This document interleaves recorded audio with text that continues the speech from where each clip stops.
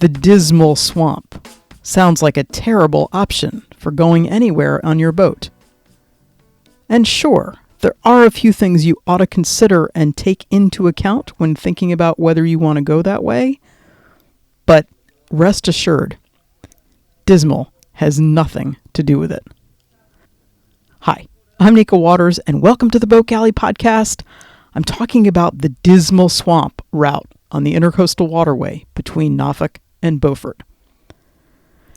Today's episode of the Boat Galley Podcast is sponsored by Mantis Marine, maker of the Mantis Anchor, now available in models with and without a roll bar.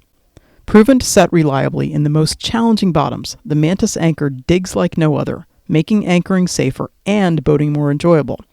Mantis Marine brings to market practical, durable, and affordable marine products, including anchoring gear, scuba diving accessories, rechargeable waterproof headlamp for hands-free lighting, and a solar charging navigation light. Visit mantismarine.com and see for yourself. In between Norfolk, Virginia, and Beaufort, North Carolina, you could go outside and go around Cape Hatteras. But if you go inside and take the ICW, the Intercoastal Waterway, you have two options, both of which involve locks and bridges. The more commonly used eastern route is called the Virginia Cut. The western route is the Dismal Swamp. The Virginia Cut route is deeper and wider. If you are a set-it-and-forget-it cruiser wanting to just set the autopilot and go away and do different things, the Virginia Cut route is definitely the one for you. It allows for much faster boat traffic. It allows for boats that require more water to stay afloat. And the timing of things is definitely a little more flexible. The Dismal Swamp route, though, you definitely need to be on your toes. It requires vigilance both overhead as well as under the keel. And for us, anyway, it's worth every single beautiful, quiet, majestic, turtle-lined moment. There are a few things to consider if you are talking about or thinking about possibly doing the Dismal Swamp route. First of all is depth. The controlling depth of the Dismal Swamp Canal is 6 feet. I would be worried if your boat draws more than 5.5 feet, because though that controlling depth is 6 feet, sometimes there are places where trees have fallen down and the bottom is not particularly smooth and plain. Bumping is very common. So beware. If your boat is deep, it's probably not a good route for you. Second is that height matters. There are trees that overhang the fairly narrow canal, making it the only place that we've ever been sailing, other than going in bridges, where you need to keep track of where you are in the sky. It's sort of wild to be going through there and looking down at the sides and also up. Width matters. The controlling width for the Dismal Swamp Canal is 50 feet. For practical purposes, it's a whole lot less wide than that. We do have friends on a catamaran, not one of the 25 feet wide catamarans, but on a regular catamaran. We have friends on a cat who have done this route. Personally, I would be holding my breath that nobody was coming the other direction, because it's not like a road that has a shoulder. There's no way to get out of the way if there's another large, wide boat coming the other direction. I don't know what you'd do. You'd spend a lot of time backing up. Granted, there's not likely to be traffic coming the other direction.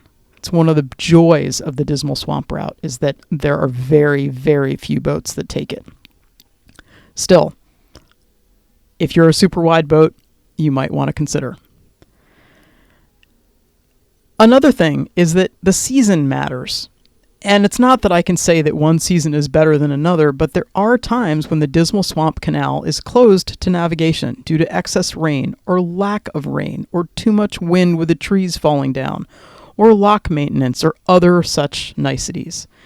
It's worth making sure it's open if you're planning to go that way, and there's a link in the show notes to the Army Corps of Engineers site that's on there. Timing matters is the last thing to be thinking about. Because the locks at either end of the canal open 4 times a day and 4 times only. 8:30 in the morning, 11 in the morning, 1:30 in the afternoon, and 3:30 in the afternoon. There are 12 or so miles between the locks, so that's, 2.5 hours for a sailboat or a boat cruising at 5 knots. And you may well find yourself needing to spend the night within the canal, and you're not going to anchor. There are a couple places to tie up for free inside the canal. One is at the visitor center itself. And as a side note, one of the very cool products that the boat galley has, and I'll put a link to this particular product in the show notes, there is an ICW quick cockpit reference guide that talks about the free places that you can tie up. And they mention the ones that are inside the Dismal Swamp Canal. That was super helpful to us when we were coming up the ICW looking at that particular guide for places to go. So things to think about: depth, height, width, season, and timing. If all those tick the boxes for you, what you will find is a glorious, quiet, calm, totally different kind of scenery. You're listening on the VHF to incredible traffic on the Virginia Cut Route. The constant calls between boats saying, "Slow down and I'll give you a slow pass." "Hey, thanks for the wake, you jerk." And all those kinds of things. And meanwhile, you're gliding along in the Dismal Swamp all by yourself, taking the time to look at beautiful nature. The watercolor, it's not beautiful, but it's a really wild, dark tea color with lots and lots of tannins from the wood that is in there. And it's incredibly pure. There's a visitor center in the middle of the swamp that is right at the North Carolina-Virginia border. It's got a free dock that you can tie up to. There's a wonderful restroom, but there's also this cool interactive visitor center museum. It's very compact. You can't spend a whole lot of time there because there's not that much to see, but there are walking trails and all kinds of things that you can do just at the Dismal Swamp, at the center of the swamp itself, which is filled with incredible history. The swamp was one of the few waterfront stops on the Underground Railroad, as an example. Things that I didn't know about until we went to the visitor center. So the Dismal Swamp, not only do you have peace and quiet and beautiful nature, but you also have a chance to learn about history. There are walking trails that you could do. We didn't have time to do that. All at that visitor center, welcome center that's there. Might be, I wonder, actually, is it the only welcome center that's also a part of a national park? I don't know. Anyway, I digress a little bit. But the Dismal Swamp is just incredible. Going through it was peaceful and calm and a huge antidote to the hustle and bustle of either going the Virginia Cut route, or once you finish the ICW and you get spat out right into downtown Norfolk and with the big ships and all kinds of traffic right off the bat. It's amazing that it's just a few miles away and you're in this peaceful wilderness. If you have the depth, if you have the width, if you have the height, if you have the temperament, the Dismal Swamp is not a set it and forget it place. There are winding curves, and you do have to watch for trees that have fallen down that you may need to skirt around.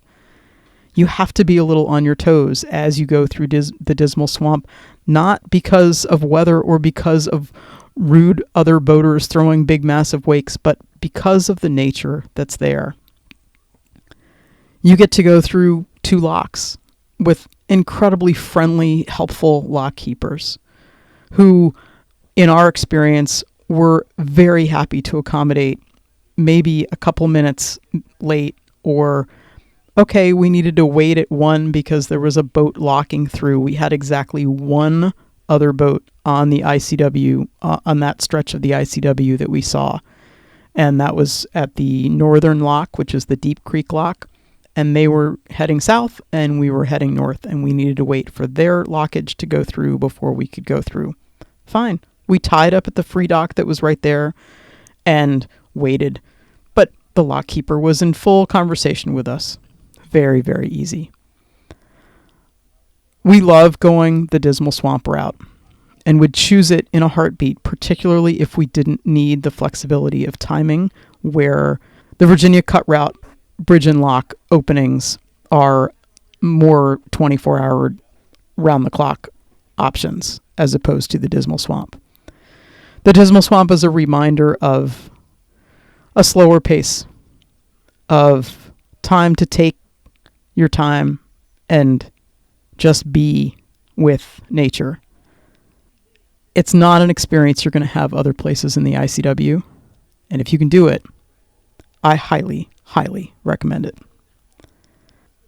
I can't wait to share an anchorage or maybe a free dock on the Dismal Swamp sometime. And we can get together and toast to our incredible good fortune at being able to live this wonderfully slow and appreciative life. Thank you so much for listening to the Boat Galley podcast. We love hearing from our listeners. We love it when you leave us a 5-star review. We love it when you don't forget to subscribe, because 2 of these come out every single week. Have the most spectacular